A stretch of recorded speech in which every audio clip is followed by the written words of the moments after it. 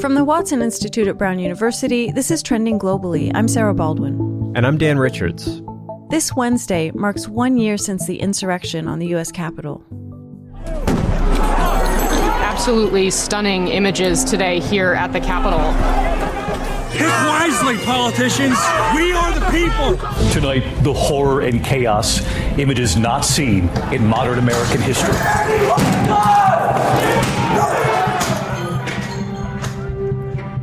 The attackers were driven by the lie that President Trump had won the election and that it had been stolen from him, a lie which was propagated by Trump himself. All of us here today do not want to see our election victory stolen by emboldened radical left Democrats, which is what they're doing. People are ready for fair and legal elections, or this is what you're going to get. You're going to get more of it. The attackers, insurrectionists, whatever you want to call them, they didn't succeed in changing the election results, of course. And the violence only lasted a few hours. But in many ways, we're still living with the damage they inflicted. On this episode, we asked experts at Watson and Brown to help us make sense of the attack and its aftermath as we approach the 1-year anniversary. First, we asked them to reflect. What did this attack teach us about American politics? Then we asked them to look at where we are now. Have we done anything to address what brought us to that moment of violence? Is our democracy any safer now than it was on January 6th of last year?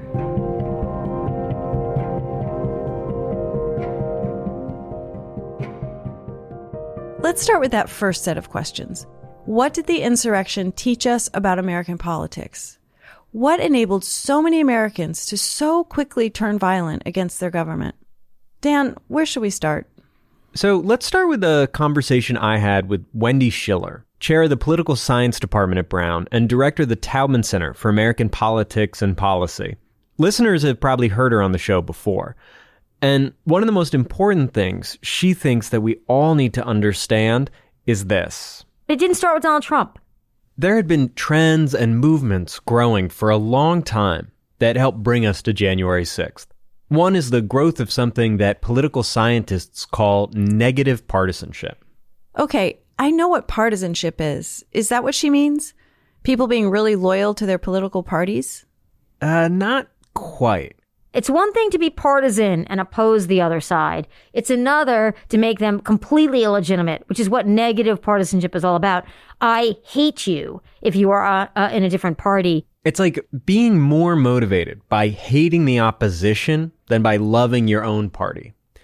And President Trump certainly played into this feeling, but the precedent had really been set by Republicans in the years leading up to his presidency. Once Barack Obama became president, when Mitch McConnell said, we will work actively to make sure that he's only a one-term president, that was something that maybe other parties had done before to opposition presidents, but never verbally stated as if it was something to be proud of. Another underlying force has been a growing frustration in the U.S. for a long time for many people around everyday issues. You know, people assess politics through the lens of where they are in their lives at that moment in time. And political messaging resonates with people when they are in a particular situation. So when the economy is bad, and the economy was very bad for a lot of people from 2008 all the way through 2017, then they're looking for answers and they're looking for hope. A lot of people saw that in Donald Trump, and they did not think that much about the system as is. And they thought to themselves, whatever works to make my life better, that's what I want. And so they supported Donald Trump. And Trump, maybe, then could act as a sort of gateway into those feelings of negative partisanship. A third thing related to those two, the Republican Party in general, and President Trump specifically, became more open to letting fringe political and social groups into mainstream political life. It used to be that this was, quote unquote, a fringe, or it was some element that sort of, occupied federal land or tragically blew up a building. And you thought, okay, this isn't the dominant theme in American politics. What we've seen now, what has become uncovered, is that there are far more people who sympathize with that view than I think anybody expected. So, increasing frustration over economic and social issues over the course of years, decades. And with the help of Trump, many of those people became more partisan and started to view the other party as the, quote, enemy. At the same time, violent fringe groups started to feel emboldened and empowered. Yikes. That reminds me a lot of what Juliet Hooker had to say, with a few added elements. She's a professor of political science at Brown. Here's how she described the insurrection. In a sense, it was a culmination of a long pattern, I think, of refusal to accept certain kinds of loss and then turning to subverting democracy in response. What does she mean by loss there? Well, she doesn't mean loss of an election per se. She thinks the insurrectionists and their supporters were maybe driven to their positions by a deeper kind of loss. By a sense that their position at the top of the U.S. political order is being threatened. It's a feeling that can't be understood without looking at one of the original drivers of political violence in America, race. That negative partisanship Wendy described, Juliet sees race as playing a huge role in it. There is such sorting now in terms of race that you have one party that's seen as multiracial and another that's seen as mostly white. And what this means is that if you have people who are concerned about multiracial democracy or hostile to it, right, it's easy to convince them that these are immigrants or other undeserving racial minorities who are usurping their political standing. But haven't the two political parties been split along pretty racialized lines for a while? Like, what got those feelings into a crisis mode? They have, and that's a great question. Here's what Juliet would say. I would point to two things. I think one, Trump and the sort of escalating and normalization of essentially like white nationalist rhetoric from the White House. I mean, think about all the things that were said, who his advisors were, all the things that were normalized. So that's sort of like what Wendy was saying. Yeah. And the second reason that Juliet gave, I was like, duh, when she said it. It's a connection that doesn't get discussed enough. The racial justice protest in the summer. I think suddenly you had all these people out there, not just Black people, these were multiracial crowds out there asking for some sort of fundamental changes. And I think that was immensely threatening to some people. And then there's another element. We definitely had all this dry tinder, racial resentment, economic frustration, an emboldened violent fringe. But come on, there was a big spark. Today do not want to see our election victory stolen by emboldened radical left Democrats, which is what they're doing, and stolen by the fake news media. That's what they've done and what they're doing. We will never give up. We will never concede. It doesn't happen. You don't concede when there's theft involved. And after this, we're going to walk down, and I'll be there with you. We're going to walk down. We're going to walk down to the Capitol. He wanted to stay in power, and he was going to do whatever it took to stay in power, even if that meant undermining democracy as an institution. That's Rose McDermott. She's a political scientist at Watson, and she's an expert on the psychology behind populist movements and authoritarian personalities. As she describes it, while there were lots of forces at play, as we've heard, Trump's personal role was undeniable. I asked her to be more specific. I mean, he's such a classic narcissist. His picture should be next to the definition in the DSM. He doesn't really think about other people as subjects. They're objects, right? Of course, Rose also sees all those other contributing forces. Fractures along the lines of education. There are fractures along the lines of race. Which is why she wasn't particularly surprised when she first heard there was violence at the Capitol. I actually remember exactly where I was. I was coming out of a doctor's appointment. I got in the car and heard the report on the radio and was listening to it on the radio coming back. And I was not at all surprised because we had been hearing reports for a couple of days before that about these people who were making these plans. And actually in a lunch group I have with some faculty at Columbia, we were quite upset the day before that the Capitol Police hadn't been given sufficient weapons and sufficient numbers. And so we were actually quite concerned. So when it happened, I wasn't surprised that it happened, but the scale of it really surprised me. And that scale of the violence and the invasion? How many hours it went on without anybody doing anything, without the National Guard or the military or somebody being sent in. And I do think that was on Trump. I think Trump wanted this to happen. He knew that people like Mike Pence were at risk, and he just didn't care because he wanted it to be successful.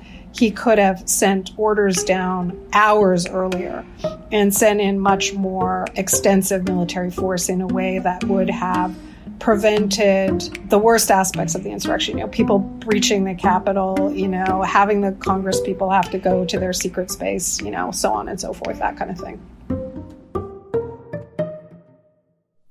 So that's a quick primer on what got us to January 6th. We also wanted to know, have we done anything in the past 12 months to make our democracy safer? I talked with Stephen Kinser about this. Stephen Kinser, as many of our listeners may know, is a senior fellow at Watson and has reported in countries around the world that have experienced contested elections and just generally struggled with running democracies. And like Wendy, Juliet, and Rose, he wasn't terribly surprised by the attack on the Capitol, but he described the feelings through a slightly different lens. I thought it looked pretty familiar. I've seen situations like that and processes like that in a lot of other countries. They're the countries that we look down on, the ones that we say are not stable, that don't have political processes through which people can channel their grievances. People should not have been surprised by this. You have a very heavily armed population that's deeply divided. You have already had armed invasions of state houses, and now you have a demagogic political leader who incites those people. So we could see this all coming. He also gave another reason for why this attack was so threatening to our country's future. It wasn't just a threat to our elections. Events like this pose a risk for our foreign policy, too. How so? Here's Stephen.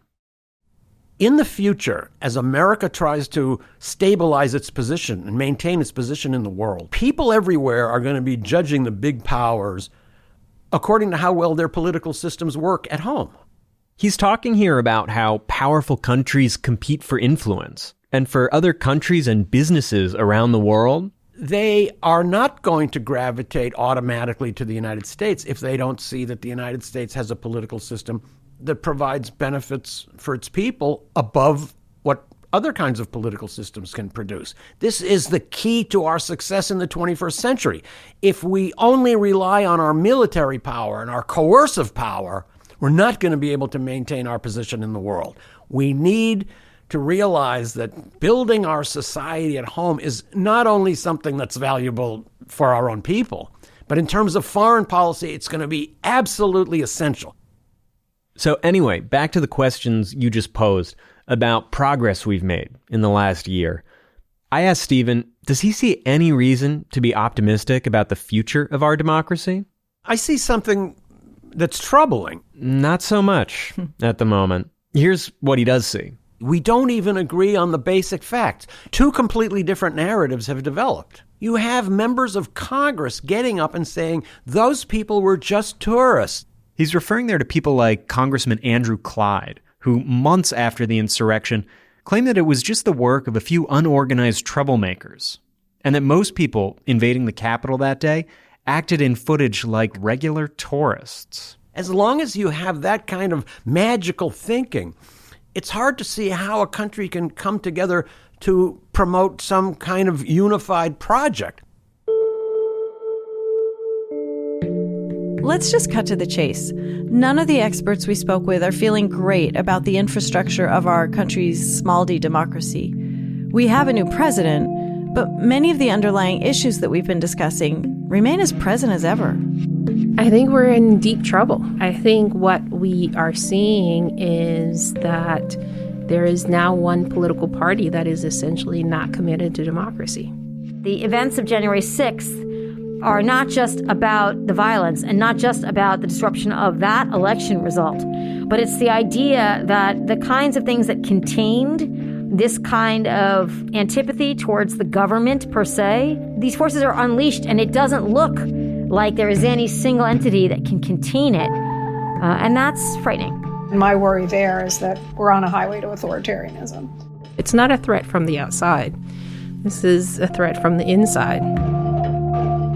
And in case you didn't know this already, even professors don't have all the answers. And I mean, I know for me, part of what's so frustrating is I feel really personally impotent. Like, what do? Okay, I write to my congressperson, but I live in really blue states where they're going to vote that way anyway. So, I can give money to certain causes I care about, and that's valuable. But, what can any one person do can be very, very frustrating.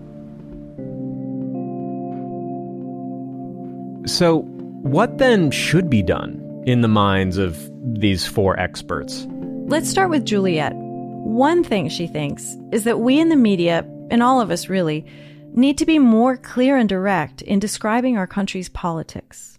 So I think that one of the key things that needs to happen is that we need to be able to recognize and call out anti-democratic political activities for what they are. And I think what we take to be objectivity get in the way. And this is true not just of the media, but it's also true, for example, of political scientists, right? If you're in the classroom, you want to be quote unquote objective and you don't want to be seen to be being partisan. But if there is one party that is consistently seeming to undermine democracy, we need to be able to call that out, even if it's uncomfortable, even if it seems like we're being partisan, because there's a difference between partisan activity for political gain and activities that undermine the basic norms of democracy. And the latter, we need to be able to call out as is. Basically, if we don't identify the issue, how will we ever fix it?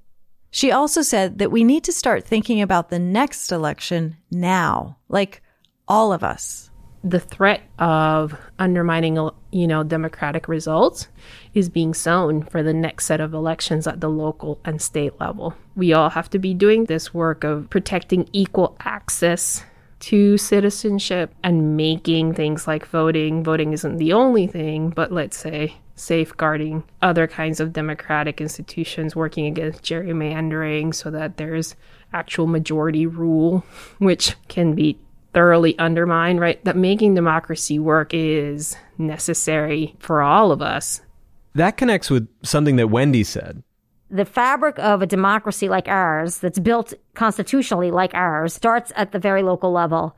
And unless we can start to preserve it at the local level and move upwards, we're going to have cracks in our foundation. And to fix those cracks, well, it's not my idea. Alexis de Tocqueville came to America in the late 1820s, 1830s, and wrote a very long book about what he saw. And what he saw was communities. Now, granted, we had the stain of slavery, we had discrimination, women couldn't vote. We certainly had the beginning of the displacement and violence towards Native Americans. It was not, anything we want to brag about. But he saw that local communities were their own best arbiters and that the best reinforcement of democracy was at the local level. So if you're at a school board meeting and somebody speaks their mind, but they use false information or they use insulting or derogatory, disempowering language, the community has to say, this is not acceptable to us.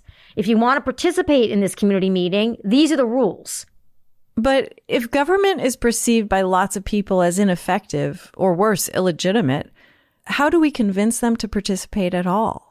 Right. Well, Stephen had a few ideas on that front, based on his experience in other countries that have struggled with legitimacy issues. First thing I think is that basic rules of democracy have to be guaranteed. Similar to Juliet and Wendy. Definitely. Uniform agreement there. You need to have an openness to accepting the will of the majority. And when you have these great efforts to reduce voting rights and to gerrymander districts to produce skewed political outcomes, you're denying citizens the normal courses of action that they can take to make political change. This is the key to preventing instability in countries. You have to make change possible through legal channels. But again, though, you get into that problem you just mentioned. How do you get people to trust that a government has fixed itself when they don't trust the government to do things? And this gets to Stephen's next recommendation, which is based a little bit more in the material world. And the next thing is to provide credibility to government so that government projects are actually working for the benefit of people.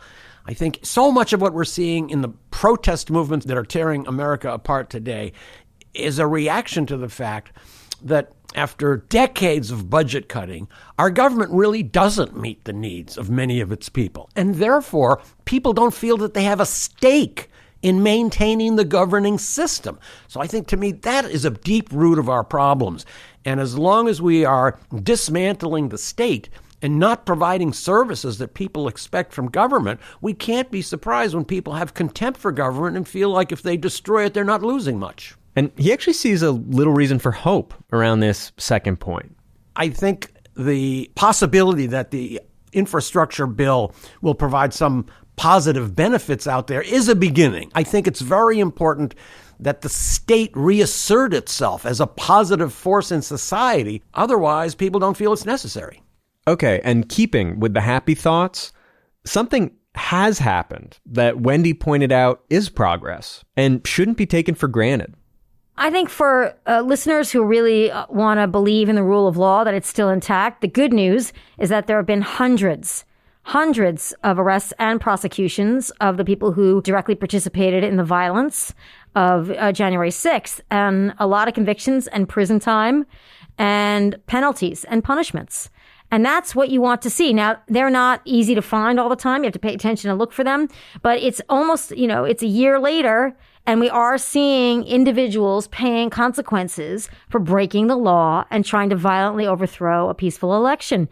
And that will continue until they get every single person they think should be prosecuted. And that is sort of the slow engine of the American legal system. But it's very important that it keep chugging along, because it restores our faith in the fact that if you break the law and you get violent over an election, you are going to be found, you are going to be charged, you are going to be convicted, and you will have to serve some sort of sentence. Well, that is nice to hear. And I think there's another piece of progress that we've made as a country after talking with all these experts.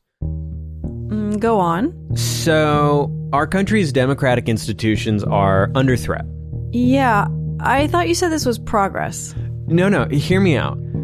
A lot of the underlying trends and forces we've heard about on this episode, they've been with us for a while, slowly eating away at the foundations of our democracy. But prior to January 6th of last year, lots of us maybe didn't take these threats as seriously as we should have.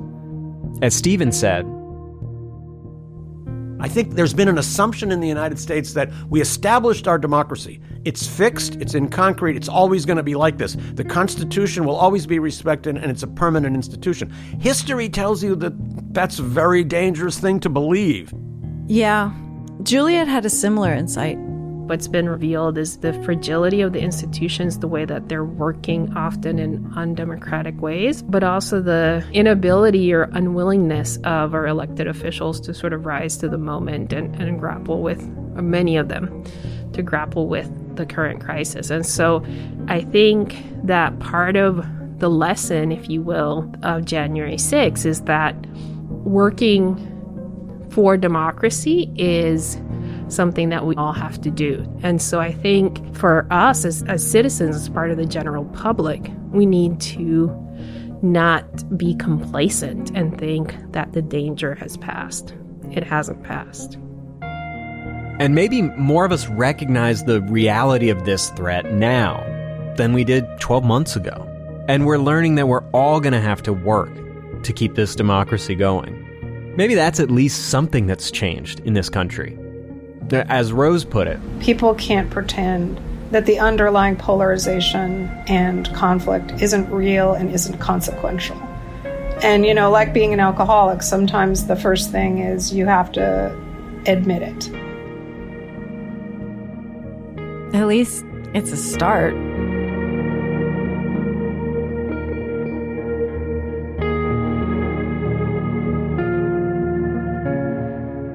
This episode was produced by Dan Richards and Kate Dario. Our theme music is by Henry Bloomfield. Additional music by the Blue Dot Sessions. You can read more expert analysis of the insurrection and its aftermath on the Watson Institute's website. We'll put a link in the show notes. And if you haven't already, you can subscribe to Trending Globally wherever you listen to podcasts. We'll be back in 2 weeks. Thanks for listening.